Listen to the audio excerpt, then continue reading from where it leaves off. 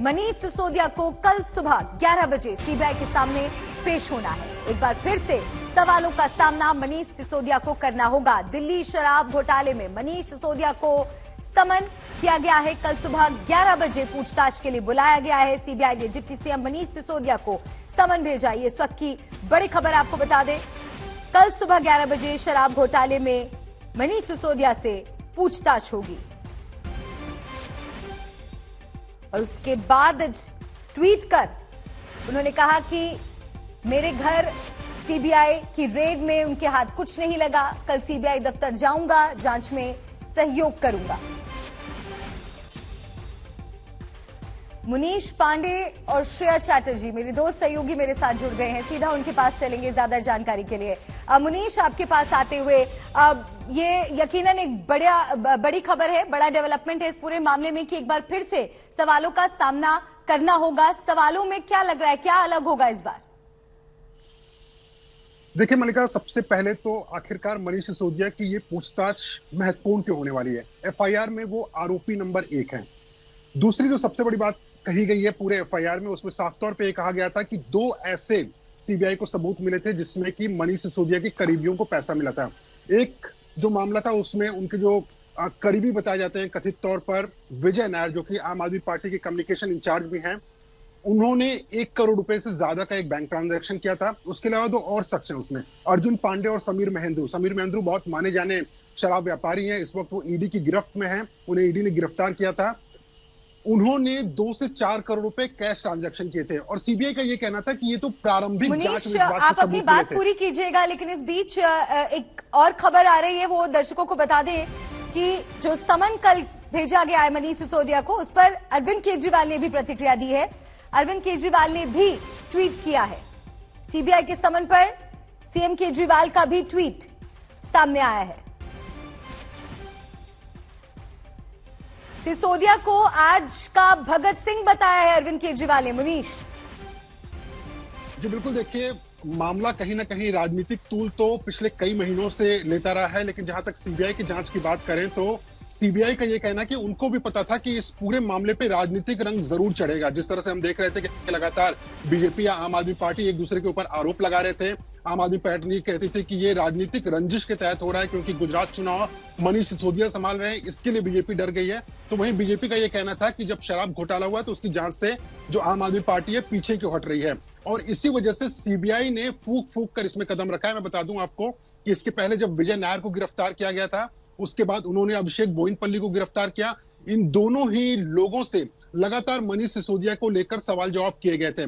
इसके अलावा लगभग 1 दर्जन से ऐसे इस मामले में चश्मदीद थे, जो संदेह के घेरे में लोग थे, उनके सीबीआई ने बयान दर्ज किया। और सीबीआई का यह कहना है कि जब उन्होंने पुख्ता सबूत मनीष सिसोदिया के खिलाफ में इकट्ठा कर लिया, उसके बाद उनको समन किया गया है। क्योंकि अगर बिना किसी पुख्ता सबूत के वो समन कर मनीष सिसोदिया को पूछताछ के लिए बुलाते तो कहीं ना कहीं सीबीआई के ऊपर भी आरोपों की बौछार लगती कि वो सरकार के कहने पर ये सब कुछ कर रहे हैं। इसी के लिए सीबीआई का ये कहना है सबूत इकट्ठा किए गए। सबूत इकट्ठा करने के बाद उनको समन किया गया है।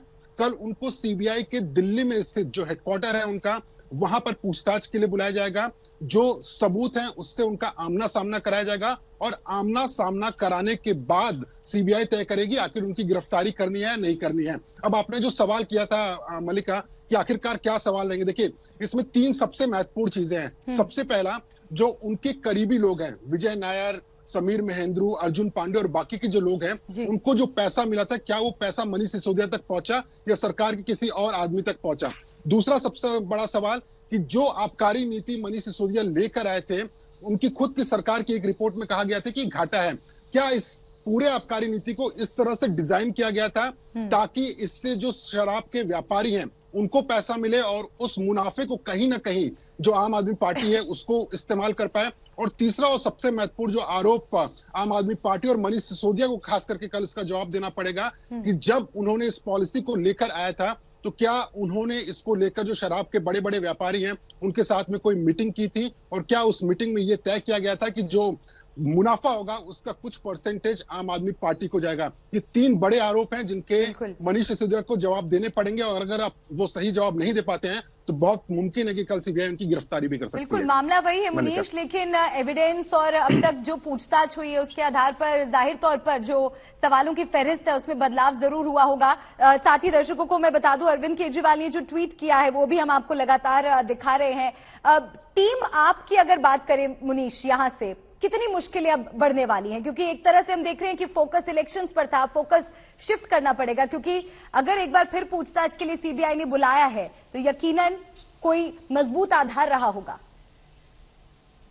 जी बिल्कुल सही कहा, और इसीलिए मैंने सीबीआई के अधिकारियों से बातचीत की और उनका ये कहना है कि वो सिर्फ इस बात का इंतजार कर रहे थे कि कब मनीष सिसोदिया के खिलाफ में सबूत मिले, और सबूत मिलने के बाद में उनको पूछताछ के लिए बुलाया गया है। पूछताछ का मौका इसके लिए दिया जा रहा है ताकि जो सीबीआई के बाद सबूत हैं मनीष सिसोदिया के खिलाफ में, कम से कम वो उस पर अपनी प्रतिक्रिया दे पाए, अपनी सफाई दे पाए कि ये कितना सच है कितना झूठ है। उसके बाद सीबीआई अपने अधिकार में रहेगी, चाहे वो अब मैं दलाली खाई, अब तो जेल में जाना पड़ेगा, जेल का खाना खाना पड़ेगा, जेल का पानी पीना पड़ेगा। आज दिल्ली की जनता ये जान चुकी है कि भ्रष्टाचार के अंदर डूबी सरकार, भ्रष्टाचार से लिप्त सरकार, किस प्रकार से इनका एक एक मंत्री भ्रष्टाचार के अंदर लिप्त है। अब तो ये पता लगना बाकी रह गया है कि मनीष सिसोदिया ने जो दलाली खाई, मनीष सिसोदिया ने जो घोटाला किया, उसमें अरविंद केजरीवाल का कितना है, इसकी जांच होनी है। आप कह रहे हैं वो करप्ट है, उनका कहना है कि मेरे घर पे रेड होती है 12 घंटे के, कुछ नहीं मिलता। आप मेरे लॉकर खुलवा के देखते हैं, कुछ नहीं मिलता। मैं कल भी जाऊंगा, कल भी कुछ नहीं मिलेगा आपको। देखिए, कोई चोर आपने ये कहते देखा है कि मैंने चोरी की है? क्या आपने किसी खूनी को ये कहते देखा है मैंने खून किया है?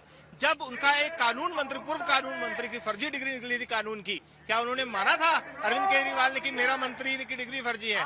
तो साबित हुआ जब सत्येंद्र जैन जेल में गए, उन्होंने कहा कि वो भी निर्दोष है। लोअर कोर्ट से लेकर सुप्रीम कोर्ट तक और हर बेंच तक वो चले गए, लेकिन किसी भी कोर्ट ने रिलीफ नहीं दिया, क्योंकि कोर्ट ने कहा कि भ्रष्टाचार के खिलाफ सबूत लिप्त है। पंजाब के अंदर उनका मंत्री जेल में है, वहां तो भारतीय जनता पार्टी की सरकार नहीं है। तो दिल्ली से लेकर पंजाब तक जहां जहां उनकी सरकार है, भ्रष्टाचार चरम सीमा पर है और हर भ्रष्टाचारी को जेल के सलाखों के पीछे डाला जाएगा। अरविंद केजरीवाल ये कहते हैं कि वो देश के सबसे बेहतरीन शिक्षा मंत्री है मनीष सिसोदिया, उनको आप परेशान कर रहे हैं क्योंकि आपको पछता नहीं है कि वो बड़े अच्छे क्लासरूम्स बना रहे हैं, स्कूल्स बना रहे हैं। जिन लोगों को इन्होंने लाइसेंस दिया, उन्हीं लोगों के स्टिंग ऑपरेशन आपने सभी टीवी चैनलों पर दिखाए, और उसी स्टिंग ऑपरेशन के अंदर वो भारतीय जनता पार्टी के लोग। बीजेपी नेता सुन रहे हैं आपकी किस तरह से इस पूरे मामले पर प्रतिक्रिया दे रहे थे। मुनीश हमारे साथ लगातार बने हुए हैं, अरविंद भी हमारे साथ जुड़ गए हैं। अरविंद, जैसा कि हम थोड़ी देर पहले जिक्र कर रहे थे कि राजनीति तेज हो जाएगी इस एक्शन के बाद, और प्रतिक्रियाएं आनी शुरू भी हो गई है।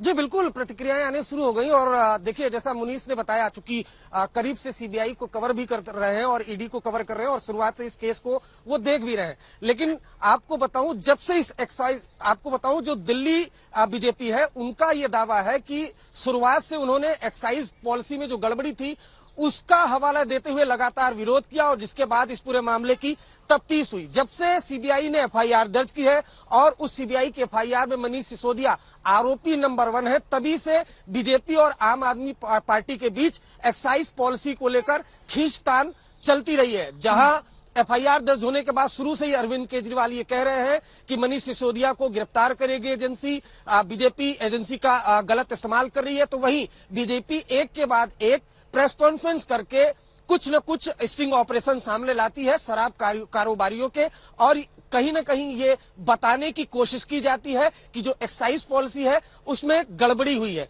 उसके अलावा प्रवर्तन निदेशालय वो लगातार रेड कर रहा है। मनीष सिसोदिया के यहाँ सीबीआई की टीम 14 घंटे तक सर्च की थी, कुछ जो डेटा है वो कलेक्ट करके ले गई थी। उसके अलावा कुछ गिरफ्तारियां भी हुई हैं। जो इसमें इंपॉर्टेंट बात थी, जो एफआईआर में भी जिक्र था, उस 1 करोड़ के ट्रांजैक्शन का, जिसमें जो समीर महेंद्रू हैं, जो मेमर्स इंडिया स्पिरिट के एमडी हैं, उन्होंने 1 करोड़ रुपए डिपॉजिट किए थे राधा इंडस्ट्रीज, जो दिल्ली के राजेंद्र पैलेस में ये बैंक अकाउंट है। और ये माना जाता है कि उसके जो राधा मेमर्स है, उसके जो दिनेश अरोड़ा है, वो काफी करीबी है मनीष सिसोदिया के। तो कुल मिलाकर अगर बात की जाए तो फोकस शिफ्ट हो चुका है। कल मनीष सिसोदिया ने कह दिया है कि वो सीबीआई जांच का सहयोग करेंगे। कल वो सीबीआई मुख्यालय पहुंचेंगे।